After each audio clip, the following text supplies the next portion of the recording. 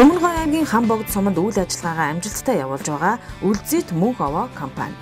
Төрөл бүрийн загварын дээл хувцас, Монгол гэрийн цаваг бүрээс хөшиг зэрэг ахуй хэрэглээний бүтээгдэхүүнүүдийг урлаж, нутгийн иргэдийн хэрэгцээнд гаргахаас гадна ажлын хувцас үйлдвэрлэж оюу толгой компанид нийлүүлдэг. Оюу толгой төслийн зүгээс хэрэгжүүлж байгаа хөтөлбөрүүдэд хамрагдсанаар оюутлын цехийн үйл ажиллагаа улам өргөжж байна. Бид оюу толгойтой хамтарч 2009 оноос эхэлж ажиллаж эхэлсэн. Оюу толгойд ажлын хувцас үйлдвэрлэж өгдөг. Хамтраад 3-4 жилдээ ажиллаж байна. Говийн шим хөтөлбөрт тэр говийн шим хөтөлбөрийн сургалт мургалтанд нь суусан, тэрүүнд бас хамрагдсан, зохих хэмжээний зээл авсан. Мөн оюу толгойгоос хамтран ажилладаг энэ юунуудтай нэг хувийн хүүтэй зээл олгодог шүү дээ. Тэр зээлэнд хамрагдсан. Ер нь бол үр дүнтэй ингээд харахад бараг мэдгэж байгаа байлгүй дээ. Ер нь бол үр дүнтэй шүү. Ямар ч хэлсэн бараа материалаа татах ийм асуудлуудын бэрхшээл бол арилсан байгаа. Ер нь өөрөө биеийн даагаад бүх зүйлээ хийгээ явдаг болсон байна.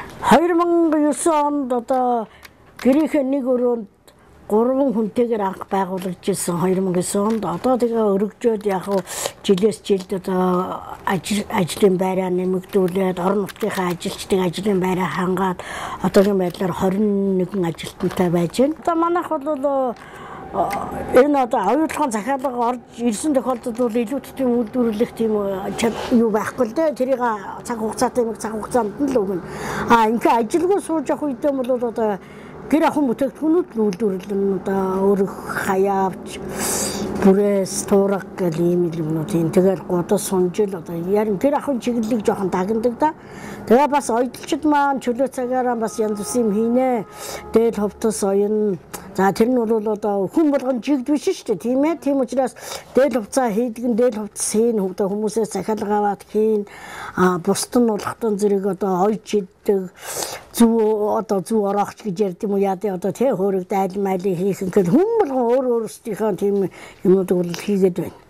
Тэрийг борлуулах, зах зээлд гаргах тийм ажил хийн. Ер нь бол манай хийж байгаа ерөнхий юмнууд бол тэр гэр ахуйн бүтээгдэхүүн үйлдвэрлэж байна. Говийн шим хөтөлбөрийн сургалтанд би бол хамрагдсан. Ер нь бол би говийн шим хөтөлбөрийн сургалтыг үнэхээр үр дүнтэй болсон гэж бодож байдаг. Үнэхээр бидний төсөв тооцоогоо хийх, төсөв тайлангаа хийхээс эхлүүлээ тий. Бүр эхнээс нь ахгуулаад дуустал энэ үйл ажиллагааг явуулахад ер нь яах ёстой гэдгийг бүгдийг тавчхан заналдаа мэдээд ихтэй сургууль сурч байгаа улсуудчиг 4 жилийн хугацаатай үздэг юмыг тэгж үзэж байгаа учраас маш тавчхан заан тэгтээ хүнд бол өгөө цайтай үнэхээр бас огт тийм хөндлөн улсуудад бол нэр зах зүг чигийг зааж өгч байна. Тэгээ ганц манайд юм гэлдээ манай суманд байна. Баяовод байна, Манлайд 70 задгадад байна. Нэтэн гас эхлээ тэр ногоо тарих. Тэр бол маш өгөөжтэй бол зах зээлийн өдөрлөг гэдэг юм боллоо. Тэн дээр бол үнэхээр сайхан болж байна. Үнэхээр тэр ганцхан хангаад ургадаг юм уу тэр хангаа их талбай тарьдаг тэр ургамал хүнсний ногоог ч энэ говьд тарьж болд юм байна. Тэднэрээ янз бүрийн хийд юм байна. Тэгээ энэ ногоо тарьж байгаа улсуудад аягүй их зөвлөмж өгд юм байна. Ер нь бол бид нар ингээл хувцас үйлдвэрлэлээ, оюу толгойгоос ирсэн хүн амт юм уу замын машин тэргэнд ингээл ачаа оюу толгой тушаах хувцснуудаа энэ явуулдаг байсан бол сүүлд захиалгын хэмжээ ихслээ бас бидэнд итгэл найдаж байна шүү дээ. Итгэл найдвар хүлээлгэж байна. Олон жил хамтарч ажиллаа. Ингээд ер нь нэг замын унаагаарч энэ нэг ачаа бараагаа явуулахад бас жоохон боломж муутай.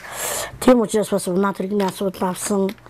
Ажлын байртай болсон, олон хүмүүсийг ажлын байраар хангалаа, олон хүмүүсийн нийгмийн даатгал шимтгэлийг төлж байна.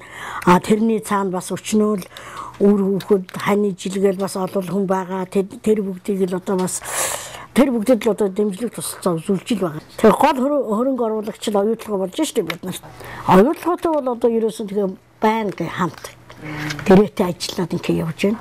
Тэгээ энэ оюу толгойч би яриад яах вэ гэхээс би өөрийнхөө тухай яриад байгаа гэхээс цаана бол өчнөө хүний амьдралын асуудлыг шийдэж байна шүү дээ бас ийм том бүтээн байгуулалт явуулж байгаа газар хамтран ажиллаж байгаад бахархаж л явдсан шүү дээ.